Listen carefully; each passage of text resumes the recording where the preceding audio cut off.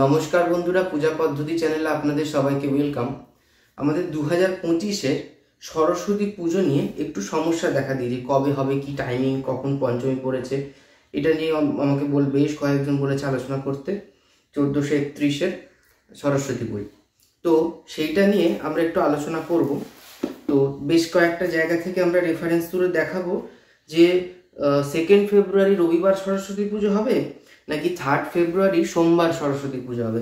তার আগে আমরা একটু তিথিতত্ত্বম থেকে একটু দেখি যে রঘুনন্দন কি বলছে। তিথিতত্ত্বমে আহামরি মানে আমাদের যে প্রবলেমটা অ্যারাইজ করেছে এবছর, এইটা নিয়ে খুব একটা আহামরি কিছু রঘুনন্দন বলেনি। তো আমি বলে দিচ্ছি, এখানে প্রথমেই বলছে, এটা এই শ্লোকটা সবাই জানে, ফেসবুকে ভাইরাল হয়ে গেছে, তাও আমি একবার বলে দিচ্ছি যে পঞ্চম্যাং পূজায় লক্ষ্মীং পুষ্প ধূপান্নবারিভিঃ মস্যধারাং লেখনীং চ पूजयेन्न लिखेत् ततः माघे मासी सीते पक्षे पंचमी यास्य प्रिया तस्यं पूर्वाह्न एवेह कार्य सारस्वतोत्सवः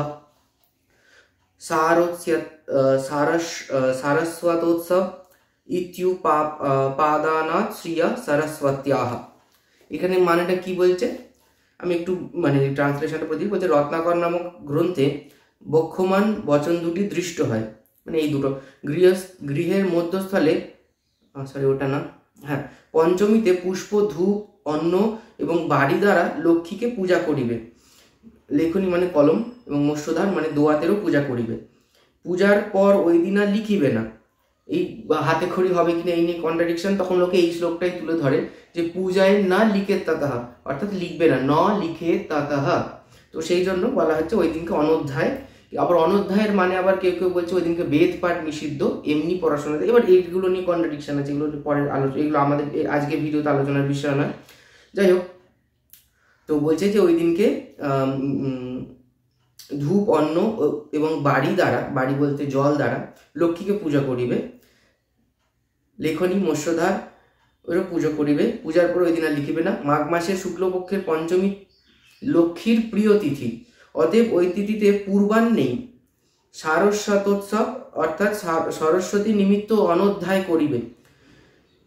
সারস্বত উৎসব, মানে সরস্বতী উৎসব থেকে সারস্বতোৎসব, এই জন্য বলছে অনধ্যায় করিবে, অর্থাৎ পড়াশোনা করা যাবে না। মূল বচনে সারস্বতোৎসব করিতে বলায় ওই বচনস্থিত শ্রী শব্দের দ্বারা সরস্বতীকেই বুঝিতে হইবে। অর্থাৎ এখানে এই যে শ্রী পঞ্চমী বলতে আমরা বলি লক্ষ্মীর প্রিয়, লক্ষ্মীর পুজো হচ্ছে, ঠিক আছে, এবং আরো অনেক শাস্ত্রাদিতে লক্ষ্মীর পুজোর প্রমাণ পাওয়া যায়, কিন্তু এই শ্লোকটার ক্ষেত্রে বলছে যেহেতু সারস্বতোৎসব করতে বলা হচ্ছে, তাই এই পার্টিকুলার এইখানটাতে শ্রী বলছে সরস্বতীকে বোঝানো হচ্ছে। এটা আমি বলছি না, আবার এই কমেন্টে গালাগাল দেওয়ার কোনো মানে নেই, রঘুনন্দন বলছে। যাই হোক, এরপর বলছে আর একটু আমরা আসি, এখানে বলছে তথা চ ব্যাড়ি লক্ষ্মী সরস্বতী ধি ত্রিবর্গ সম্পত্তি द्विभूति शोभासु उपकरण वेश रचना विधासु च श्री रीति प्रथिता तथा चोक्त्वं गां दद्याति दद्यौ। अच्छा, एक नानार्थ शब्द व्यापी प्रसिद्धार्थत्वेन व्यावहारः विपरीतार्थ ग्राहक वाक्य विशेषत्वे तु अप्रसिद्धार्थत्वेनापि व्यावह्रियते सर्वदा नानार्थ व्यावहरन्तु শ্লেষ কাব্যাদিতি। তারপরে বলছে মায়ের ধ্যানটা বলছে তারুণ সকাল বিন্দুর বিভ্রতি শুভ্রকান্তি কুচভরণমিতাঙ্গী সন্নি সন্না সীতাভজে নিজকর কমল উদ্যা লেখনী পুস্তক শ্রী সকল বিভূষিতি পাতু বাগ দেবতন ইতি শারদা তিলোক্তং ধ্যায়েত। অর্থাৎ বলেই দিয়েছে এই ধ্যানটাই করবে, ঠিক আছে, একদম কোট আনকোট। সরস্বতীর প্রচুর ধ্যান আছে, মানে সরস্বতীর মনে হয় সব থেকে বেশি ধ্যান আছে। এটা আমি মানে স্টেটমেন্ট দিচ্ছি না, বাট আমার মনে হয় এটা, কারণ প্রচুর ধ্যান আছে। যে কটা ন্যাসের ধ্যান সব সরস্বতীর ধ্যান, অন্যান্য দেবতারও ধ্যান আছে। তো এইটা নিয়ে ঝামেলা করার কিছু নেই, জাস্ট একটা বললাম আর কি। তো তার মধ্যে এই ধ্যানটাই করতে হবে, এটা বলে দিচ্ছে যে তার অনুসারে ইতি শারদা তিলোক্তক ধ্যায়, অর্থাৎ এই শারদা তিলক তন্ত্রের এই ধ্যানটা করতে হবে, ঠিক আছে। তারপরে বলছে ओम भद्रकाली नमो नित्यं सरस्वती नमो नमः वेद वेदांग वेदांत विद्या स्थानेभ्य एव च स्वाहा ইতি ব্রহ্ম পুরাণীয়েন ত্রিপূজয়েত মৎস্য সূক্তে। মৎস্য সূক্তে কি বলছে, এই যে ভদ্রকালী আমরা যে মন্ত্রে পুষ্পাঞ্জলি দিই, বলছে এইটা দিয়ে 3 বার পুজো করতে। ত্রিপূজয়েত, আমরা 3 বার পুষ্পাঞ্জলি দিয়ে থাকি এই মন্ত্রে, ত্রিপূজয়েত 3 বার পুজো। এটা ব্রহ্ম পুরাণের এই এটা কি। আচ্ছা, বন্ধু জীবন দ্রোণ সরস্বতী দাপয়েত সরস্বতী সম্পূজ্য। আচ্ছা, এখানে এটা আর একটু, এখানে যেটা আর মায়ের এখানে প্রার্থনাটা বলছে যে প্রথমেই তো শারদা তিলক দিয়ে ধ্যান করতে, তরুণা শাকলা মিন্দ দিয়ে, তারপর ভদ্রকালী নবনিত্যাং দিয়ে পুষ্পাঞ্জলি দিতে 3 বার, পুষ্পাঞ্জলি বলেনি, বলছে 3 বার পুজো করতে। তারপর বলছে यथा न देवो भगवान ब्रह्मालोको पितामह त्वं परित्यज्य सन्तिष्ठे तथा भव वरप्रदा वेदाः शास्त्राणि सर्वाणि नृत्य गीतादिकञ्चजत् नवीनं त्वया देवी तथा मे सन्तु सिद्धया लक्ष्मीर्मिता धरा पुष्टि गौरी तुष्टि प्रभा धृति एताभि पाहि तन्वीर अष्टाभिमां सरस्वती इति मत्स्य पुराणीयै प्रार्थयेत। অর্থাৎ দেবীর কাছে প্রার্থনা করতে হবে কি মন্ত্রে সেটাও বলেই দিয়েছে একদম পার্টিকুলারলি। সরস্বতী পূজা পদ্ধতিগুলোতে প্রার্থনা বলে লেখা থাকে, অন্য কোনো পূজাতে এরকম প্রার্থনা বলে আলাদা করে আমি দেখিনি খুব একটা। সরস্বতী পুজোতে মেনলি প্রত্যেকটা বইতে, বাজে বইগুলোতেও লেখা থাকে প্রার্থনা বলে, যথা না দেব ব্রহ্মা লোক পিতামহ, এরম ভাবে পরপর করে এই প্রার্থনাটা থাকে। আচ্ছা, শ্রী শব্দ দ্বারা যে সরস্বতী বোধ হয় তৎসম্বন্ধে ব্যাডি গ্রন্থের প্রমাণ উদ্ধৃত হইতেছে। এই যে বললাম যে শ্রী মানে এই শ্লোকের ক্ষেত্রে শ্রী মানে কিন্তু সরস্বতী, লক্ষ্মী নয়, তার প্রমাণটা এখানে দিয়েছে। এই যে তথাচ ব্যাড়িহি লক্ষ্মী সরস্বতী ধী ত্রিবর্গ সম্পত্তি, এই যে এটা ওই শ্লোকটা বললাম, ওইখানের ট্রান্সলেশনটা যদি দেখি তাহলে বুঝতে পারবো। ওইখানে বলছে যে এটার মানেটা লক্ষ্মী সরস্বতী ত্রিবর্গ, অর্থাৎ ধর্ম অর্থ কাম, চতুর্বর্গ মানে যেরকম ধর্ম অর্থ কাম মোক্ষ, মোক্ষটা বাদ দিয়ে যে বাকি 3টে থাকে ধর্ম অর্থ কাম, সেটা হচ্ছে ত্রিবর্গ। এই ত্রিবর্গ সম্পদ, শোভা, উপকরণ এবং বেশ রচনা, এই সকল অর্থে শ্রী শব্দ ব্যবহৃত হয়। অর্থাৎ লক্ষ্মী সরস্বতী ত্রিবর্গ মানে যেটা বললাম সেটা, সম্পদ অর্থাৎ সম্পদ, শোভা, উপকরণ এবং বেশ রচনা, এই সবকটাকেই শ্রী বলা হয়। এই সবকটার সিনোনিমস হিসেবে শ্রী বলা যেতে পারে, ঠিক আছে, ওয়ান অফ দ্য সিনোনিমস। আচ্ছা, এরপরে একটি শব্দের বিবিধ অর্থ থাকিলেও যে প্রসিদ্ধ অর্থেই ব্যবহৃত হয় তদ্বিষয়ে পূর্ব পণ্ডিতের বাক্য প্রমাণ দেখিয়া দিয়েছেন। এই যেখানে বলছে দেখো গো শব্দটির এই যে গাং গদ্যাদি, এটার একটা উপকরণ উদাহরণ দিয়েছে যে গরুরও প্রসিদ্ধ অর্থেই, অর্থাৎ গরু দান করিবে। যাই হোক, এটা একটা এক্সাম্পল দিয়েছে, আমি আর ওইটা বলে বা করছি না। এরপর বলছে যে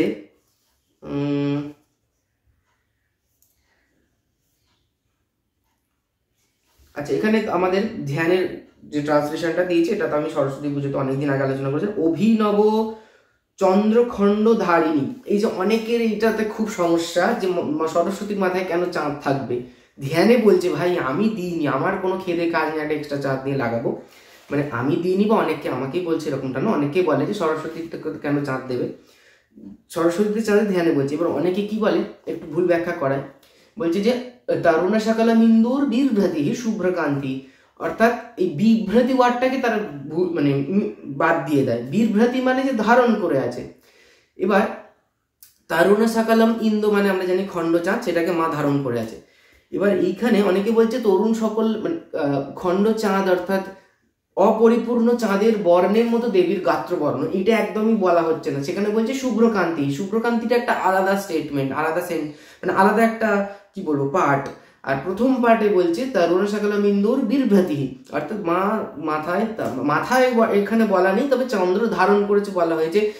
চাঁদ তো আর পায়ে ধারণ করবে না, নিশ্চয়ই মাথাতেই ধারণ করবে, সেই অনুযায়ী আমরা মাথায় চাঁদটা দিই। আচ্ছা, যাই হোক, তো অভিনব খণ্ড চন্দ্রধারিণী, চন্দ্রখণ্ড ধারিণী, শুভ্রবর্ণা শুভ্রকান্তি, স্তনভারে বিনম্রাঙ্গী, অর্থাৎ মা একটু সামনের দিকে ঝুঁকে আছে স্তনভারে, কুচভরণা নীতাঙ্গী, সন্ন্যাসিতাকে শ্বেত পদ্মে সমুপবিষ্টা এবং হস্তপদ্মে নিজকারা কামালোদ্যা, লেখনী পুস্তকাশ্রী, হস্তপদ্মে লেখনী এবং পুস্তকধারিণী। এবার এখানে কেউ কেউ বলছে হাতে পদ্ম আছে, মায়ের তো হাতে এমনি পদ্ম থাকেই, যে দুর্গা কালী জগদ্ধাত্রী সবার হাতেই পদ্ম থাকে, নারায়ণ থেকে শুরু করে সবার হাতে পদ্ম থাকে, সূর্যরও থাকে। তো সেমনি সরস্বতীরও হাতে বা লক্ষ্মীর হাতেও পদ্ম থাকে, কিন্তু এইখানে নিজাকারা কামালোদ্দিয়ার ক্ষেত্রে বলা হচ্ছে হাতটাকেই পদ্ম বলছে, হাতে পদ্ম আছে সেটা নয়, নিজাকারা কামালোদ্দিয়া, কারা কামাল, যেরকম পাদ পদ্ম, পাটাকেই পদ্ম বলি আমরা, পাদ পদ্ম, সেরকম কারা কামাল, ঠিক আছে, সেরকম হস্তাম্বুজা, এরকম ভাবে হাতটাকেই পদ্ম হিসেবে বলা হচ্ছে, যে হস্তপদ্মে মানে দেবীর হাতটাই যেন একটা পদ্ম। হস্তপদ্মে লেখনীয় পুস্তক ধারিণী, বাঘ দেবতা সকল বিভব সিদ্ধির নিমিত্ত আমাদিগকে রক্ষা করুন। এটা গেল ধ্যানের অর্থ, আগে বলেছি, আজকে আর নতুন করে কিছু বলার নেই। যাই হোক, শারদা তিলকে কথিত এই মন্ত্র উচ্চারণ পূর্বক ধ্যান করিবে, অনন্তর পাদ্যাদি দ্বারা পূজা করিয়া ভদ্রকালীকে নিত্য নমস্কার, সরস্বতীকেও নমো নমঃ, বেদ বেদাঙ্গ এগুলো করে ট্রান্সলেশনটা বলেছে, ব্রহ্ম পুরাণ এর মন্ত্রের দ্বারা স্বাহা শব্দ যোগ করিয়া 3 বার পূজা করিবে। ভদ্রকালী নমো নিত্যং, সরস্বতী নমো নমঃ, বেদ বেদাঙ্গ বেদান্ত বিদ্যা স্থানেভ্য এবচ স্বাহা, এই বলে 3 বার দেবীকে পূজা করিবে। আচ্ছা, এরপর মৎস্য সূক্ত বলছে সরস্বতীকে বন্ধু জীব দ্রোণ পুষ্প প্রদান করিবে না, অর্থাৎ দ্রোণ পুষ্পকে বলছে আলকুশি পুষ্প, ঠিক আছে, আলকুশি পুষ্প, দ্রোণ পুষ্প কিন্তু যন্ত্র পুষ্প, কিন্তু সরস্বতীর ক্ষেত্রে বলছে যে বন্ধু জীব এবং বন্ধু জীবঞ্চ দ্রোণাঞ্চ সরস্বতী না দাপয়েত, এই মন্ত্রটা, এই শ্লোকটাতে বলছে বন্ধু জীবঞ্চ দ্রোণাঞ্চ সরস্বতী না দাপয়েত, বন্ধুজীব এবং দ্রোণ পুষ্প দেবে না। আরো বলা হয় টগর দেওয়া যাবে না, এবং শ্বেত ঝিন্টি, এটা বইতে বলা থাকে, টগর এবং শ্বেত, টগর তো আমরা সবাই চিনি, নর্মালি অ্যাভেলেবেল, অনেকে সাদা বলে দেয়া হয়, বাট একটা শাস্ত্রে বলা হয়েছে টগর এবং শ্বেত ঝিন্টি দেওয়া যাবে না। আর এইখানে বলছে যে বন্ধুজীব পুষ্প আর দ্রোণ পুষ্প মাকে দেওয়া যাবে না। আর খুব একটা কিছু নিষিদ্ধ নেই। অনেকেই বলছে, অনেকে কেউ লাল ফুল দেয়, এবার লাল ফুল দিয়ে সরস্বতীকে সাদা দেওয়াটা শ্রেয়, বাট লাল যে নিষিদ্ধ এরমটা নয়, বাট সাদাটা শ্রেয়। এবার কালীকে কি সাদা পদ্ম দেওয়া যায় না? দক্ষিণেশ্বরে তো আগে যখন মাকে ফুল দেওয়া হতো, এখন ফুল দেওয়া, তখন মায়ের হাতে তো সাদা পদ্ম থাকতো, তারপরে কালী খাড়া দিয়ে মেরে দেবে, ওরম ব্যাপারটা নয়। কিন্তু কালীর ক্ষেত্রে যেরকম লালটা শ্রেয়, কিন্তু সরস্বতীর ক্ষেত্রেও সাদাটা শ্রেয়। সরস্বতীকে লাল অনেকেই দেয়, মানে তাতে মা কি বিনা দিয়ে মারবে এরম ব্যাপারটা নয়, বাট সাদাটা শ্রেয়। আচ্ছা, সরস্বতীকে পূজা করিয়া ব্রহ্মমান, ঠিক আছে, এইখানে প্রার্থনার কথাটা বলছে যে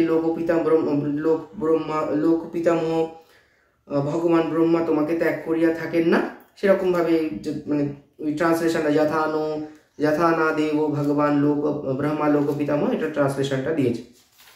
তো সরস্বতী পুজো নিয়ে তিথিতত্ত্বে আর কিছু নেই। এবার এখানে তিথিতত্ত্বের মধ্যে যুগ্ম তিথিতত্ত্বের কিছু ব্যাপার স্যাপার আছে, বা তিথিতত্ত্ব থেকে ওটা আলোচনা করলে আমার মানে ভিডিওটা বোধহয় 4-5 ঘন্টা হয়ে যাবে, তো আমি সেইটাতে যাচ্ছি না, এগুলো পড়ে নিয়ে দিশটা বলা যেতে পারে। তো যাই হোক, আমি একটুখানি পূজার টাইম টেবিলটাতে আসি। মানে তিথিতত্ত্বে পূজা প্রসেসটা কি করতে হবে এটা বলেছে, কিন্তু পঞ্চমীর যে কোনখানে গ্রাহ্য হবে না হবে সেটা পুরোটাই যে তিথিতত্ত্ব লাস্ট বই এরকম ব্যাপারটা না। তিথিতত্ত্ব কিছু মানে খুব কমই রয়েছে, জ্যোতিষের ব্যাপারগুলো থেকে আরো ভালো ক্যালকুলেশন করা যায়, ঠিক আছে। তো জ্যোতিষ শাস্ত্রে এই তিথি নিয়ে অনেক কিছু ক্যালকুলেশনের ব্যাপার স্যাপার রয়েছে, এগুলো অনেক কমপ্লেক্স। মানে যেরকম আমরা একটা জিনিস নিয়ে আমরা পড়াশোনা করে থাকি, MSc PhD, সেরকম এইটাও একটা টপিক, তো সেখানে আমি ধুম করে একটা ভিডিও 2 মিনিটের বলে দেবে আর জিনিসটা সবাই বুঝে যাবে এরকম ব্যাপারটা নয়। তো খুব কমপ্লেক্স জিনিসটা, আমি যেটুকু বলার সেটুকু বলছি। সেটা হচ্ছে পূজাকাল নির্ণয়, সরস্বতী পূজার পূজাকাল নির্ণয়। এই জিনিসটা আমি বলছি আস্তে আস্তে, কেউ চাইলে লিখে নিতে পারে, আমি বলে উদ্ধার করছি এরকম ব্যাপারটা না, অন্যান্য ইয়ারও কাজে লাগতে পারে, ঠিক আছে। সেটা হচ্ছে কারণ এইটা আমি মানে অনেক খুঁজে এই একটা জায়গাতেই পেয়েছি, আর কোথাও কিন্তু আমি পাইনি। মেন টেক্সটগুলোতে রয়েছে, বাট রেফারেন্সের মধ্যে এই জায়গাটাতে আমি একটা জায়গাতেই পেয়েছি। যাই হোক, বলছে সরস্বতী পূজার পূজাকাল নির্ণয় কিরকম ভাবে করতে হবে। যে দিবস পূর্বাহ্নে অর্থাৎ দিবাভাগের পূর্ব চতুর্ভাগ, একটা দিনকে 4টে ভাগে ভাগ করলে তার যে 1/4, প্রথম 1/4 পার্টটাকে বলা হয় পূর্বাহ্ন, তো আমরা জানি।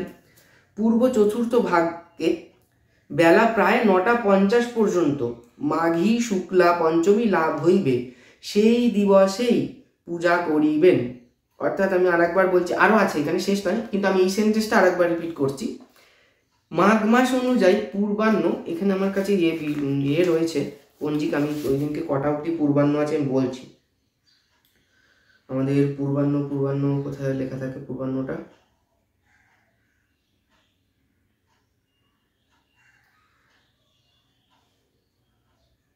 একটা অন্য জায়গায় লেখা থাকে, এখানটাতে ও না আছে সরি, এই যে 9:15 পর্যন্ত, না 9:15 তো পঞ্চমী শুরু হচ্ছে।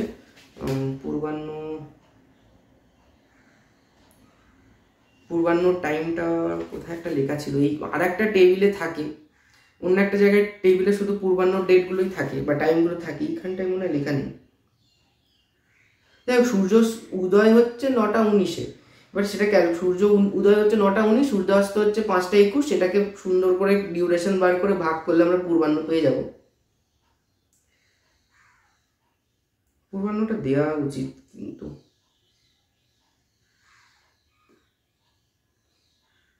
যাক ভিডিওটা বেকার বড় হয়ে যাচ্ছে, আমি পরে দেখে বলবো। এইখানটায় নেই, অন্য যে একটা জায়গা আছে। যাই হোক, তো মোটামুটি 9:30 থেকে 9:27 দুর্গাপুজোর নির্ঘণ্টটাতে লেখা থাকে, এইখানটাতে লেখা নেই, মানে অন্য দিনগুলোতে লেখা থাকে না পূর্বাহ্ন কটা অবধি রয়েছে। যাই হোক, মানে থাকে, এই জায়গাটায় লেখা থাকে না। যাই হোক, তো এইখানে যেটা বলছে এটা শ্যামাচরণ কবিরত্নের লেখা, ঠিক আছে? এটা আমি এখন যেটা বলছি এটা শ্যামাচরণ কবিরত্নের একটা রেফারেন্স, ঠিক আছে? এবার উনি কোথা থেকে নিয়েছে সেটা এইখানটায় লেখা নেই, বাট আমার যতদূর মনে হচ্ছে যে এটা জ্যোতিষ থেকে নেওয়া হয়েছে, তারপর আমি জানি না। তো এখানে বলছে যে দিবস পূর্বাহ্নে অর্থাৎ দিবাভাগের পূর্ব চতুর্থ ভাগ বেলা প্রায় 9:50 পর্যন্ত মাঘী শুক্লা পঞ্চমী লাভ করিবে, সেই দিবসেই সরস্বতী পূজা করিবেন। অর্থাৎ 2 ফেব্রুয়ারি 9:50 পর্যন্ত পঞ্চমী আছে অ্যাকর্ডিং টু দৃক। আচ্ছা, আমি ওই টাইমিংগুলোতে পরে যাচ্ছি, আগে নর্মাল জেনারেল আগের নিয়মটা বলছি, তারপরে পঞ্জিকাতে আসছি। যদি উভয় দিনেই পূর্বাহ্ন পঞ্চমী প্রাপ্ত হয়, দণ্ড ন্যূনকাল স্থায়ী হইলেও হইবে না, তবে দিবসের যুগমাদর হয়, অর্থাৎ চতুর্থীর পর পঞ্চমী লাভ হয়, সেই দিবসেই চতুর্থী অন্তে পূজা করিবে। আমরা কি জানি, নর্মাল একটা আমরা ছোটবেলা থেকে শুনে আসছি, শুক্লপক্ষের তিথিগুলো উদয়গামিনী হলে গ্রাহ্য হয়, অর্থাৎ যে সূর্যোদয়ের সময় যেই তিথি থাকবে সেই দিনকে শুক্লপক্ষের তিথি হলে সেই দিনটা সেই তিথি গ্রাহ্য হবে, এটা জেনারেল, ঠিক আছে? এইগুলো হচ্ছে স্পেশাল কেসেস, এইগুলোকে মাথায় রাখতে হবে। আমিও প্রথমে টাইমটা দেখে ভাবছি কি 9:15 পঞ্চমী পড়েছে, আর ভুল প্রিন্টিং মিস্টেক হয়েছে নাকি, না এইটা হচ্ছে তার রুলসটা, মানে এটা হচ্ছে তার রেফারেন্সটা। তাহলে আমি একটুখানি আরেকবার ক্লিয়ার করে বলে দিই। বলছে যে যদি উভয় দিনেই পূর্বাহ্ন ব্যাপিনী হয়, পূর্বাহ্ন প্রাপ্ত হয়, যেমন আমাদের এই বছরে দৃক সিদ্ধান্তটা নিয়ে আমি আলোচনা করছি, পরে আমি প্রাচীন পঞ্জিকারটা নিয়ে বলছি। তো এখানে আমাদের দৃক সিদ্ধান্তে অর্থাৎ বিশুদ্ধ সিদ্ধান্তে কি হয়েছে, 2 ফেব্রুয়ারি রবিবার 9:15 পঞ্চমী শুরু হচ্ছে, চতুর্থী শেষ হয়ে পঞ্চমী শুরু হচ্ছে 2 ফেব্রুয়ারি রবিবার 9:15 AM, ঠিক আছে? এরপর থেকে পঞ্চমী শুরু হচ্ছে, দিয়ে পরের দিন 7টা সামথিং না 6:50 না কটা অব্দি আছে আমি বলছি, 6:53 পর্যন্ত রয়েছে, ঠিক আছে?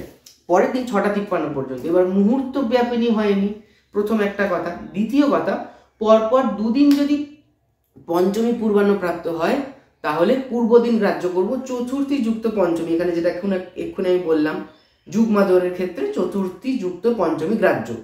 আরো ইম্পর্টেন্ট, পরের দিন মুহূর্ত ব্যাপিনী পঞ্চমী হয়নি, 6:53 শেষ। এক মুহূর্ত মানে কত টাইম, এগুলো ক্যালকুলেশন করে আবার সুন্দর করে পেয়ে যাবো।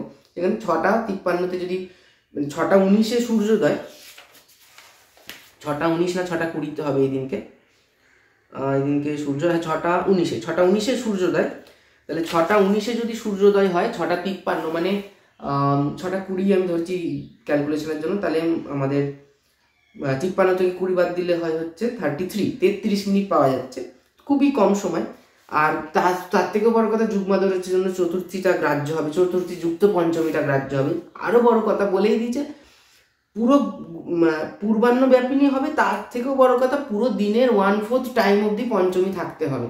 অর্থাৎ 9:50 মানে যদি হিসেব করা যায়, মোটামুটি 9:50 অ্যাপ্রক্স, কিন্তু হ্যাঁ 9:50 পর্যন্ত পঞ্চমী থাকতে হবে, যেই দিনে থাকবে সেই দিনকে সরস্বতী পুজো। তাহলে আমি আর একবার পড়ে দিচ্ছি পুরো যে জিনিসটা, আরো ভালো করে বোঝা যাবে। তাহলে যে দিবস পূর্বাহ্নে অর্থাৎ দিবাভাগের পূর্ব চতুর্থ ভাগ বেলা প্রায় 9:50 পর্যন্ত মাঘী শুক্লা পঞ্চমী লাভ করিবে, সেই দিবসেই সরস্বতী লেখনী মৎস্যধার পূজা করিবে।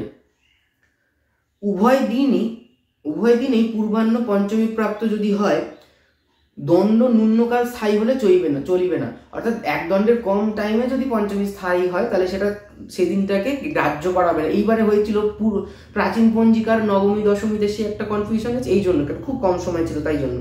যাই হোক, তবে যে দিবস যুগ্মাদর হয় অর্থাৎ চতুর্থীর পর পঞ্চমী লাভ হয়, সেই দিবসেই চতুর্থী অন্তে পূজা করিবে। ঠিক আছে, ডান। এবার প্রবলেম হচ্ছে প্রাচীন পঞ্জিকাতে পরের দিন পূর্বাহ্ন, গোটা পূর্বাহ্নটাতেই পঞ্চমী রয়েছে, তাই জন্য ওইখানে ওই 9:50 পর অবধি হয়। এই মুহূর্তে আমার কাছে প্রাচীন পঞ্জিকা নিয়ে আমি টাইমিংটা বলতে পারছি না, বাট এই থিওরিটা দেখে দেখা যাবে যে প্রাচীন পঞ্জিকা অনুযায়ী সোমবার সরস্বতী পুজো পড়েছে, কোনো সমস্যা নেই। আর দৃক বা বিশুদ্ধ সিদ্ধান্ত অনুযায়ী রবিবার সরস্বতী পূজা পড়েছে, এটুকু ফাইনাল। এবার দৃক সিদ্ধান্ততে আমি আসছি। দৃক সিদ্ধান্ত 9:15 যদি আমি পুজো শুরু করি, পূর্বাহ্ন 9:27 বা 9:30 ধরলাম, তাহলে 15 মিনিটে আমি কি এমন করব? 15 মিনিটে তো পূজা সম্ভব না শেষ করা। এদিকে সরস্বতী পুজো হচ্ছে পূর্বাহ্নকৃত্য, তাহলে এখানে একটা সমস্যা। তো পূর্বাহ্নর মধ্যে আমরা এখানে আমাদের বারবেলা কালবেলাগুলো আমি দেখে নিয়েছিলাম এবছর, মনে হচ্ছে 9:15 আমরা পুজো শুরু করতে পারবো। এই টাইমে বারবেলা কালবেলা নেই, তো সেক্ষেত্রে আমরা 9:15 বা 9টাতেই পুজো শুরু করবো। জপ টপ করে আচমন করে সংকল্প পর্যন্ত আস্তে আস্তে 9:15 বেজে যাবে। তো সেই টাইমে আমরা সংকল্পটা 9:15-তে করবো। ঠিক আছে, করে এবার অবশ্যই কোনো মতেই পুজো 9:30-এর মধ্যে সম্ভব নয়। আমাদের ওই ন্যাসাদি করতেই 9টা 9:30-র মধ্যে হয়তো ন্যাসও হবে না, যাই যতই স্পিডে করি না কেন। সন্ধি পূজার মতো স্পিডে করলো একটা 9:30-এর মধ্যে কখনোই সম্ভব না। এবার এইখানে শ্যামাচরণ কবি রত্ন যে বলছে 9:50, ওটা কিন্তু পূর্বাহ্ন টাইমিং না, ওটা এক দিবাভাগের পূর্ব চতুর্ভাগ, ওই জ্যোতিষের ক্যালকুলেশন অনুযায়ী উনি বলেছেন। তো সেক্ষেত্রে আমরা পুজোটা 9:15-তে শুরু করব। ঠিক আছে, বা 9টায় শুরু করবো, মানে 9:15 পরে যেন সংকল্পটা হয়, নাহলে সংকল্পে ভুল বলা হয়ে যাবে। আর আমাদের ওই যতটা তাড়াতাড়ি পারবো শেষ, মোটামুটি 10টার মধ্যে বা 10:30টার মধ্যে পুজোটা শেষ করতে পারলে ভালো হয়। এবার তার জন্য যদি কিছু সংক্ষিপ্ত করতে হয় বা যদি একত্রে অর্চনা ফর্চনা করতে হয়, সেগুলো মানে তো বলেইছি। তিথি সংক্ষেপের একটা আমার প্লে লিস্ট আছে, ওখানে বলেছি অনেক, আর একই কথা বক করছি না। তো সেইখানে যতদূর তাড়াতাড়ি করা যায় করতে হবে। আর চেষ্টা করতে হবে, চেষ্টা না, এটা করতেই হবে, 11:30-র মধ্যে অন্নভোগ, যদি কারোর বাড়িতে অন্নভোগের ব্যবস্থা হয় তাহলে 11:30-র মধ্যে দিতে হবে, কারণ 12টার পর কিন্তু অন্নভোগ দেওয়া যায় না। পূর্বাহ্ন না, মধ্যাহ্ন দিতে হয়। তো মধ্যাহ্ন শেষ হয় মোটামুটি ওই 12:30, 1টা এরকম ডিপেন্ড করে, এরকম অবধি মধ্যাহ্ন শেষ হয়ে যায়। তো আমাদের 11:30-র মধ্যে মধ্যাহ্ন, যেহেতু মধ্যাহ্ন ভোগ এটা, তাই 11:30-র মধ্যে ভোগটা দিয়ে তারপরে আরতি করে তারপর হোম করবে। আর হোমটা মধ্যাহ্ন হবে, সেটা কিছু করার নেই।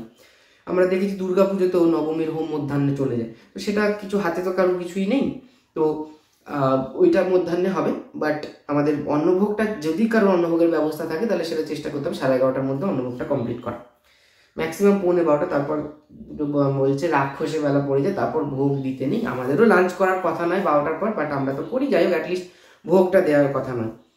তো আজকে তাহলে সরস্বতী পুজো নিয়ে আশা করি 2025-এর কবে সরস্বতী পুজো, এটা নিয়ে কনফিউশন কিছুটা হলেও ক্লিয়ার হলো। আর মানে এই বিশুদ্ধ সিদ্ধান্তে যে কি করে 9:15 পরেও পঞ্চমী পড়ে পরের দিন পূর্বাহ্ন সূর্যোদয়, একটা কনফিউশন ছিল সত্যিকারের। তো আশা করা যায় যে কনফিউশনটা ক্লিয়ার করতে পারলাম। আর না হলে কমেন্ট আছে, কমেন্ট বক্স, কোনো প্রশ্ন থাকলে সেখানে কমেন্ট করলে আমি চেষ্টা করবো আমার সাধ্যমতো সেটাকে রিপ্লাই দেওয়ার, যদি আমি সেটা জানি অ্যান্সারটা। যদি না জানি তাহলে চেষ্টা করবো কোথা থেকে খুঁজে টুজে দেখার। যাই হোক, নমস্কার। আজকের ভিডিওটা ভালো লাগলে অবশ্যই লাইক করবেন, আর আমাদের চ্যানেলটিকে অবশ্যই সাবস্ক্রাইব করবেন। নমস্কার।